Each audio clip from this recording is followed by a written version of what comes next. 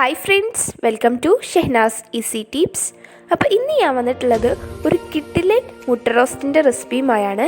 അപ്പോൾ വീഡിയോയിലോട്ട് പോകുന്നതിന് മുന്നേ എൻ്റെ ചാനൽ ഇതുവരെ സബ്സ്ക്രൈബ് ചെയ്തിട്ടില്ലെങ്കിൽ അല്ലെങ്കിൽ നിങ്ങൾ ഈ ചാനൽ ആദ്യമായാണ് കാണുന്നതെങ്കിൽ പ്ലീസ് ഒന്ന് സബ്സ്ക്രൈബ് ചെയ്തേക്കണേ. കൂടെ വരുന്ന കുഞ്ഞു ബെൽ ബട്ടണും കൂടി മറക്കാതെ ക്ലിക്ക് ചെയ്യുക. ബെൽ ബട്ടൺ അമർത്തുമ്പോൾ ഓൾ എന്ന ഓപ്ഷൻ പ്രസ് ചെയ്യാം. അപ്പോൾ നമുക്കിനി നേരെ വീഡിയോയിലോട്ട് പോയാലോ. ആദ്യം ഇതിനായി ഞാനിപ്പോൾ ഇവിടെ ഒരു പാൻ വെച്ചിട്ടുണ്ട്. ഇനി പാൻ ഒന്ന് ചൂടായി വരുമ്പോൾ അതിലേക്ക് നമുക്ക് വെളിച്ചെണ്ണ ഒഴിച്ചു കൊടുക്കാം. അതിനു മുന്നായി നമുക്ക് ഇൻഗ്രീഡിയൻസ് പരിചയപ്പെടാം.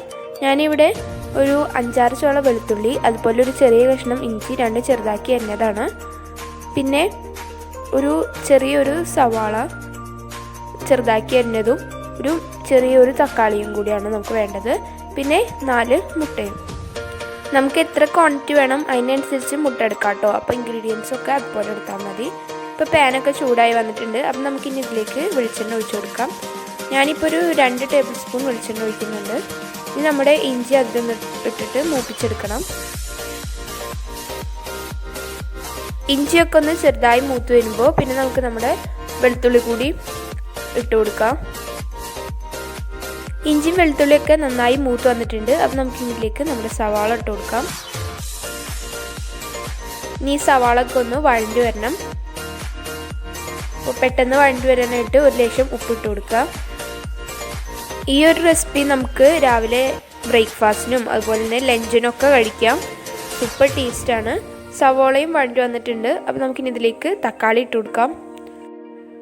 ഇനി നമ്മുടെ തക്കാളിയും ഒന്ന് വഴണ്ടി വരണം. നിങ്ങൾ എന്തായാലും ഒന്ന് ട്രൈ ചെയ്ത് നോക്കുക. പിള്ളേർക്കൊക്കെ ഭയങ്കര ഇഷ്ടമാവും. മുട്ട മാത്രം ഉണ്ടായാൽ മതി. വളരെ എളുപ്പത്തിൽ നമുക്ക് സിമ്പിൾ ഇൻഗ്രീഡിയൻസ് വെച്ചിട്ട് ഉണ്ടാക്കാൻ പറ്റുന്ന ഒരു റെസിപ്പിയാണ്. തക്കാളിയും വഴണ്ടി വന്നിട്ടുണ്ട്. അപ്പോൾ നമുക്കിനി ഇതിലേക്ക് ഒരു 2 തണ്ട് വേപ്പില ഇട്ട് കൊടുക്കാം. ഈ ഒരു റെസിപ്പി നമുക്ക് 2 തരത്തിൽ ഉണ്ടാക്കാം. അപ്പോൾ മറ്റേത് നിങ്ങൾക്ക് വേണമെന്നുണ്ടെങ്കിൽ താഴെ കമൻറ്റ് ബോക്സിൽ പറഞ്ഞാൽ ഞാൻ പിന്നീട് ചെയ്യാം. ഇനി ഇതിലേക്ക് ആവശ്യത്തിനുള്ള ഉപ്പിട്ട് കൊടുത്തിട്ടുണ്ട്. ഉപ്പിടുമ്പോൾ എപ്പോഴും കുറച്ച് ഉപ്പിടുക, കാരണം മുട്ടയിൽ ഓൾറെഡി ഉപ്പുണ്ടാവും. ഇനി ഇതിലേക്ക് മസാലപ്പൊടികൾ ചേർത്ത് കൊടുക്കാം. ആദ്യം ഒരു 1/2 ടീസ്പൂൺ മല്ലിപ്പൊടി. ഫ്ലെയിം ലോയിലാക്കിയിട്ട് വേണം നമ്മൾ പൊടികളൊക്കെ ചേർത്ത് കൊടുക്കാനായിട്ട്. പിന്നെ ഒരു 1/2 ടീസ്പൂൺ മഞ്ഞൾപ്പൊടി,